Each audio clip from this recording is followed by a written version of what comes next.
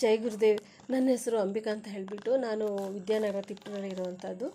ಮತ್ತು ನಾನು ವೈಫ್ ಅಂತ NGOದಲ್ಲಿ ಕೆಲಸ ಮಾಡ್ತಿದ್ದೆ. ಈಗ ನಾನು LIC ಏಜೆಂಟ್ ಆಗಿಬಿಟ್ಟು ಕೆಲಸನ ಮಾಡ್ಕೊಳ್ತಾ ಹೋಗ್ತಾಯಿದ್ದೀನಿ.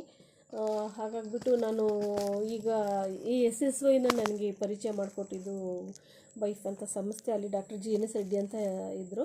ಅವರಿಗೆ SSY ಕ್ಲಾಸಸ್ಸು ಮತ್ತು ಇಲ್ಲಿರೋಂಥ ಮಾರಲ್ ಎಜುಕೇಷನ್ ಇವೆಲ್ಲ ತುಂಬ ಇಷ್ಟ ಆಗಿಬಿಟ್ಟು ಅವರು ಎಲ್ಲ ಅಂದರೆ ಇಡೀ ಸಮಾಜಕ್ಕೆ ಸಿಗಬೇಕು ಅನ್ನೋದು ಅವ್ರದ್ದೊಂದು ಧ್ಯೇಯ ಇತ್ತು. ಹಾಗಾಗಿಬಿಟ್ಟು ನಾವು ತುಂಬ ಹಳ್ಳಿಗಳಲ್ಲಿ ಸುಮಾರು ಇಲ್ಲಿ ತಿಪ್ಪೂರು ತಾಲೂಕಲ್ಲಿ ಸುಮಾರು ಹಳ್ಳಿಗಳಲ್ಲಿ ನಾವು SSYನ ಹಳ್ಳಿಗಳಲ್ಲೂ ಮಾಡಿದ್ವಿ.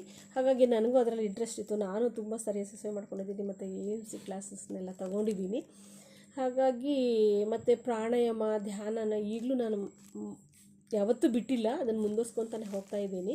ಮತ್ತು ಇತ್ತೀಚೆಗೆ ನನಗೆ ಸ್ವಲ್ಪ ತುಂಬ ಬ್ಯಾಕ್ ಪೇನು ಮತ್ತು ಗ್ಯಾಸ್ಟ್ರೈಟಿಸ್ ಜಾಸ್ತಿ ಆಗಿರೋದ್ರಿಂದ ನನಗೆ ಬ್ಯಾಕ್ ಪೇನ್ ಪ್ರಾಣಾಯಾಮ ಎಲ್ಲ ಮಾಡಿದ್ರೂ ಸ್ವಲ್ಪ ಅಷ್ಟೊಂದು ಕಂಟ್ರೋಲಿಗೆ ಬರ್ತಿರಲಿಲ್ಲ. ಒಂದೊಂದು ಸತಿ ತುಂಬ ಪೇನ್ ಅನ್ನಿಸ್ತಿತ್ತು. ಆದರೂ ನನಗೆ ನಾನು ಆಸ್ಪತ್ರೆಗೆ ಇವೆಲ್ಲ ಏನು ತೋರಿಸ್ತಾನೆ ಪ್ರಾಣಾಯಾಮ ಯೋಗಗಳಿಂದಲೇ ಅದನ್ನು ಹಾಗೆ ಕಂಟ್ರೋಲಿಗೆ ಮತ್ತು ಏನು ಮೆಡಿಸಿನ್ ತೊಗೊಂಡನೇ ಅದರಲ್ಲೇ ಅದು ಸುಧಾರಿಸ್ಕೋತಾ ಹೋಗ್ತಾಯಿದ್ದೀನಿ. ಅದ್ರ ಜೊತೆಗೆ ಮೊನ್ನೆ ಕಾಯಕಲ್ಪ ಕ್ರಿಯೆ ಪ್ರೋಗ್ರಾಮ್ ನಡೆಯುತ್ತೆ, ಬನ್ನಿ ಅಮ್ಮ ಅಂತ ಹೇಳ್ಬಿಟ್ಟು ನಮಗೆ ರಮೇಶ್ ಗುರೂಜಿಯವ್ರು ಹೇಳಿದ್ರು. ನನಗೆ ಸ್ವಲ್ಪ ಕೆಲಸ ಇತ್ತು, ಹಾಗಾಗಿಬಿಟ್ಟು ಬರೋದು ಬೇಡ ಅಂತಲೇ ನಾನು ನಿರ್ಧಾರ ಮಾಡ್ಕೊಂಬಿಟ್ಟಿದ್ದೆ.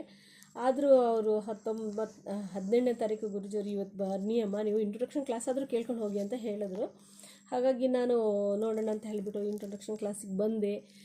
ರಾಜು ಕುಕ್ಕಡೆ ಗುರೂಜಿಯವರು ಅವರ ಇಂಟ್ರೊಡಕ್ಷನ್ ಕ್ಲಾಸಲ್ಲಿ ಇದ್ರ ಬಗ್ಗೆ ಅವ್ರು ಹೇಳಿದ್ದು ನೋಡಿದ್ರೆ ಏನೋ ಒಂದಿದೆ ಇಲ್ಲಿ ಅಂತ ಅನ್ನಿಸ್ತು. ಹಾಗಾಗಿಬಿಟ್ಟು ನಾನು ಹೋಗಲಿ ಬಿಡು, ನನಗೆ ಏನೇ ಕೆಲಸ ಕಾರ್ಯಗಳಿದ್ರು ಯಾವತ್ತಿದ್ರೂ ಮಾಡ್ಕೋಬಹುದು, ಇದು ಮತ್ತೆ ಸಿಗೋದಿಲ್ಲ. ತಿಪ್ಪೂರಲ್ಲಿ ಪ್ರಥಮ ಬಾರಿಗೆ ಇದಾಗ್ತಾ ಇರೋಂಥ ಕಾಯಕಲ್ಪ ಕ್ರಿಯೆ, ಅದಕ್ಕೆ ನಾನು ಬರಬೇಕು ನೋಡೋಣ ಹೇಗಿರುತ್ತೆ ಇದು ಅಂತ SSYನ ಮುಂದುವರೆದ ಭಾಗ ಇರಬಹುದು ಅಂದ್ಕೊಂಡು ನಾನು ಬಂದೆ. ಬಟ್ ಇಲ್ಲಿ ಆದಂತಹ ಫಿಸಿಕಲ್ ಎಕ್ಸಸೈಸ್ ಮುಖ್ಯವಾಗಿ ಹೇಳಬೇಕು ಅಂತಂದರೆ ಸ್ಟ್ಯಾಂಡಿಂಗ್ ಕಪಾಲಭಾತಿ ಅದು ಎಷ್ಟು ಎಫೆಕ್ಟಿವ್ ಆಗಿ ಕೆಲಸನ ಮಾಡುತ್ತೆ ಅಂತ ಹೇಳಿದ್ರೆ, ನನಗೆ 19ನೇ ತಾರೀಕು ಬಂದು ಮನೆಯಲ್ಲಿ ಇಡೀ ದಿನ ತಲೆನೋವು ಬಂತು. ನನಗೆ ಮಲ್ಕೊಳ್ಳೋಕ್ಕೂ ಕೊಡಲಿಲ್ಲ. ಅದು ಒಂಥರ ಏನೋ ಹಿಂಸೆ ಅನ್ನಿಸ್ತು ನನಗೆ. ಇದು ಏನೋ ಗುಡ್ ಸಿಂಪ್ಟಮ್ಸ್ ಇರಬಹುದು ಅಂದ್ಕೊಂಡು ನಾನು ಅದನ್ನು ಮತ್ತೇನು ಮಾಡಲಿಲ್ಲ. ಹಾಗೆ ಮತ್ತು ಮಾರನೇ ದಿನ ಬಂದೆ. ಮತ್ತು ಆ್ಯಕ್ಚುಲಿ ನನಗೆ ನಿನ್ನೆವರೆಗೂ ನನಗೆ ಬಾಡಿ ಪೇನ್ ತುಂಬಾ ಇತ್ತು. ಮಾಡಿದ ಎಕ್ಸಸೈಸ್ನ ಎಲ್ಲದನ್ನು ನಾನು ಸ್ಟ್ಯಾಂಡಿಂಗ್ ಕಪಾಲಭಾತಿ ಆಗ್ಬೋದು, ಈ ಗುರೂಜಿ ಹೇಳಿದಂತೆ ಎಲ್ಲ ಫಿಸಿಕಲ್ ಎಕ್ಸಸೈಸ್ಗಳನ್ನೆಲ್ಲ ಮಾಡಿದ್ದೀನಿ ನಾನು 100% ಮಾಡಿದ್ದೀನಿ. ಅಷ್ಟೆಲ್ಲ ಮಾಡಿದ್ರೂ ನನಗೆ ನಿನ್ನೆವರೆಗೂ ಎಷ್ಟು ಪೇನ್ ಇತ್ತು ಅಂತ ಹೇಳಿದ್ರೆ ಮೂಳೆ ಎಲ್ಲ ನೋವು ಬರ್ತಿತ್ತು. ನನಗೆ ಏನಪ್ಪ ಇದು ನಾನು ಜಾಸ್ತಿನೇ ಆಗ್ತಿದೆಯಲ್ಲ ಅಂತ ಅನಿಸ್ತಿತ್ತು. ಬಟ್ ಸ್ವಲ್ಪ ಮೈಯೆಲ್ಲ ಹಗುರ ಅನಿಸ್ತಿತ್ತು.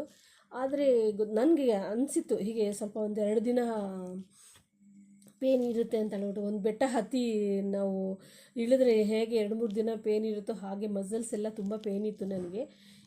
ಇವತ್ತು ಆ್ಯಕ್ಚುಲಿ ನನಗೆ ಆ ಪೇನ್ಗಳೆಲ್ಲ ಖಂಡಿತ ಇಲ್ಲ. ನನಗೇನೋ ಗುಡ್ ಫೀಲ್ ಆಗ್ತಾಯಿದೆ. ಅದ್ರ ಜೊತೆಗೆ ಗುರೂಜಿಯವರು ಮಾರಲ್ ಎಜುಕೇಷನ್ ಕೊಡ್ತಾರೆ. ಹೇಗೆ ಅಂತ ಹೇಳಿದ್ರೆ ಜೀವನಕ್ಕೆ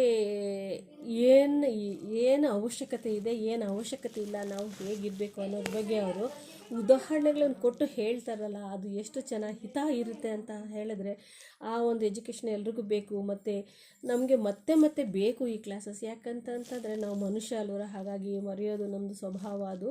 ಹಾಗಾಗಿ ಈ ಥರ ಎಜುಕೇಷನ್ ಮತ್ತೆ ಆಗ್ತಾಯಿದ್ರೆ ಖಂಡಿತ ನಮ್ಮ ಸಮಾಜದ ಆರೋಗ್ಯಕರವಾದ ಒಂದು ಸಮಾಜನ ನಾವು ರೂಪಿಸ್ಬೋದು ಅಂತ ಹೇಳ್ಬೋದು. ಮತ್ತು ಈ ಕಾಯಕಲ್ಪ ಕ್ರಿಯೆ ಇದನ್ನು ನಾನು ಖಂಡಿತ ಯಾವತ್ತೂ ಬಿಡೋದಿಲ್ಲ. ಯಾಕೆಂತಂದರೆ ನನಗೆ ಎಷ್ಟೋ ವರ್ಷದ ಪೇಯ್ನು ನನಗೆ ಕಡಿಮೆ ಆಗಿದೆ, ಆ ಒಂದು ಫೀಲ್ ಇದೆ. ಮತ್ತು ಇನ್ನೂ ಒಂದು ನಮಗೆ 28ನೇ ತಾರೀಕುವರೆಗೂ ಈ ಒಂದು ಕಾರ್ಯಕ್ರಮ ಇರೋದರಿಂದ ನನಗೆ ಇನ್ನೂ ಹೆಚ್ಚಿನ ಅನುಕೂಲ ಆಗುತ್ತೆ ಅಂತ ಅಂದ್ಕೊಂಡಿದ್ದೀನಿ. ಮತ್ತು ನಾನು ರಾಜು ಕುಕ್ಕಡೆ ಗುರೂಜಿಯವರಿಗೆ ನಾನು ಯಾವ ರೀತಿ ಧನ್ಯವಾದ ಹೇಳಬೇಕೋ ಹಾಗಾಗ್ಬಿಟ್ಟು ಮತ್ತು ರಮೇಶ್ ಗುರೂಜಿಯವ್ರಿಗೆ ಪರಿಚಯ ಮಾಡಿಸ್ಕೊಟ್ಟು ಅವರಿಗೂ ನನ್ನ ಒಂದು ಧನ್ಯವಾದಗಳನ್ನು ಹೇಳ್ತಾ ನಾನು ಮುಗಿಸ್ತೀನಿ. ಜೈ ಗುರುದೇವ್.